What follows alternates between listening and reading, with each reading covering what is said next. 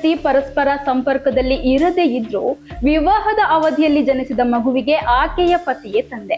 ಇಂತಹದೊಂದು ಮಹತ್ವದ ತೀರ್ಪನ್ನು supreme court ನೀಡಿದೆ. ಈ ಮಗುವಿನ ತಂದೆ ನನ್ನ ಗಂಡ ಅಲ್ಲ ಎಂದು ಮಹಿಳೆ ಕೋರ್ಟ್ ಮೆಟ್ಟಿಲೇರಿರುವುದು ವಿಚ್ಛೇದನದ ಬಳಿಕ.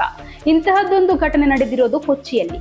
ಎಸ್ ವೀಕ್ಷಕರೇ, ಯಾರು ಬೇಕಾದ್ರೂ ಹೋಗಿ ಈಸಿಯಾಗಿ DNA ಟೆಸ್ಟ್ ಮಾಡಿಸೋದಿಕ್ಕೆ ಆಗಲ್ಲ. ಅದಕ್ಕೆ ಅದರದೇ ಆದ ರೂಲ್ಸ್ ಇರುತ್ತೆ, ಪರ್ಮಿಷನ್ ಬೇಕಿರುತ್ತೆ. ಆದ್ರೆ ಈ ಮಹಿಳೆ ಕೋರ್ಟ್ಗೆ ಮನವಿ ಮಾಡಿದ್ರೂ ಕೂಡ ಸುಪ್ರೀಂ ಕೋರ್ಟ್ ಈಕೆಯ ಮನವಿಯನ್ನು ತಳ್ಳಿ ಹಾಕಿದೆ. ಈ ಘಟನೆಯನ್ನು ಸಂಪೂರ್ಣ ವಿವರವಾಗಿ ನೋಡೋದಾದ್ರೆ 1991ರಲ್ಲಿ ವಿವಾಹವಾಗಿದ್ದ ದಂಪತಿಗಳಿಗೆ ಮಗುವೊಂದು ಜನಿಸಿತ್ತು. ಬಳಿಕ 2001ರಲ್ಲಿ ಮತ್ತೊಂದು ಗಂಡು ಮಗುವಿಗೆ ಆ ಮಹಿಳೆ ಜನ್ಮ ನೀಡ್ತಾಳೆ.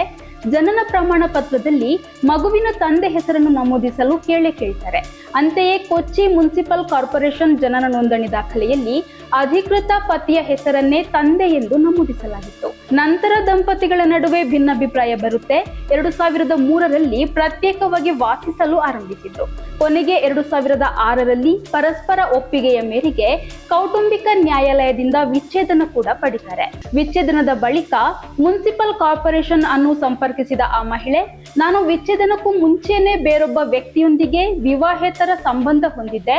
ಆ ವ್ಯಕ್ತಿಯೇ ಆ ಮಗುವಿನ ನಿಜವಾದ ಜೈವಿಕ ತಂದೆ ಎಂದು ವಾದಿಸಿ ಮಗುವಿನ ಜನನ ಪ್ರಮಾಣ ಪತ್ರದಲ್ಲಿ ತಂದೆಯ ಹೆಸರನ್ನು ಬದಲಾಯಿಸುವಂತೆ ಕೋರಿದ್ದಾಳೆ. ಆದ್ರೆ ನ್ಯಾಯಾಲಯದ ನಿರ್ದೇಶನವಿಲ್ಲದೆ ಬದಲಾವಣೆ ಅಸಾಧ್ಯವೆಂದು ಅಧಿಕಾರಿಗಳು ತಿಳಿಸಿದ್ರು. ಹಾಗಾಗಿ ಈ ಮಹಿಳೆ ತನ್ನ ಮಗನ ಮತ್ತು ಅವಳು ಇವಾಗ ಮಗುವಿನ ತಂದೆ ಎಂದು ಹೇಳ್ತಾ ಇರೋ ವ್ಯಕ್ತಿಯ DNA ಪರೀಕ್ಷೆ ನಡೆಸಬೇಕು ಎಂದು ಕೋರ್ಟಿಗೆ ಅರ್ಜಿ ಹಾಕ್ತಾಳೆ. ಆದ್ರೆ ಮಹಿಳೆ ಕೋರಿ ಸಲ್ಲಿಸಿದ ಅರ್ಜಿಯನ್ನು ಸುಪ್ರೀಂ ಕೋರ್ಟ್ ತಳ್ಳಿ ಹಾಕಿದೆ. ಮಗುವಿನ ಜನನದ ಸಮಯದಲ್ಲಿ ಗಂಡ ಹೆಂಡತಿ ನಡುವಿನ ವೈವಾಹಿಕ ಸಂಬಂಧ ಚಾಲ್ತಿಯಲ್ಲಿದ್ದಾಗ ಕೇವಲ ಹೆಂಡತಿಯ ಏಕಪಕ್ಷೀಯ ಆರೋಪ ಅಥವಾ ಬೇರೊಬ್ಬರ ಜೊತೆಗಿನ ಸಂಬಂಧದ ಕಾರಣಕ್ಕಾಗಿ ಪತಿಯ ಪಿತೃತ್ವವನ್ನು ಬದಲಿಸಲು ಸಾಧ್ಯವಿಲ್ಲ ಎಂದು ನ್ಯಾಯಾಲಯ ಅಭಿಪ್ರಾಯಪಟ್ಟಿದೆ. ಗಂಡ ಮತ್ತು ಹೆಂಡತಿಗೆ ಪರಸ್ಪರ ಸಂಪರ್ಕವೇ ಇರಲಿಲ್ಲ ಎಂಬುದನ್ನು ಸಾಬೀತುಪಡಿಸುವುದು ಅತ್ಯಂತ ಕಠಿಣ. ಯಾರದೋ ಮನವಿಯ ಮೇರೆಗೆ ದಿನನಿತ್ಯದಂತೆ DNA ಪರೀಕ್ಷೆಯನ್ನು ಆದೇಶಿಸಲು ಕಾನೂನಿನಲ್ಲಿ ಅವಕಾಶವಿಲ್ಲ. ಗಂಡ ಮತ್ತು ಹೆಂಡತಿಗೆ ಪರಸ್ಪರ ಸಂಪರ್ಕವೇ ಇರಲಿಲ್ಲ ಎಂಬುದನ್ನು ಸಾಬೀತುಪಡಿಸುವುದು ಅತ್ಯಂತ ಕಠಿಣ. ಯಾರದೋ ಮನವಿಯ ಮೇರೆಗೆ ದಿನನಿತ್ಯದಂತೆ DNA ಪರೀಕ್ಷೆಯನ್ನು ಆದೇಶಿಸಲು ಕಾನೂನಿನಲ್ಲಿ ಅವಕಾಶವಿಲ್ಲ.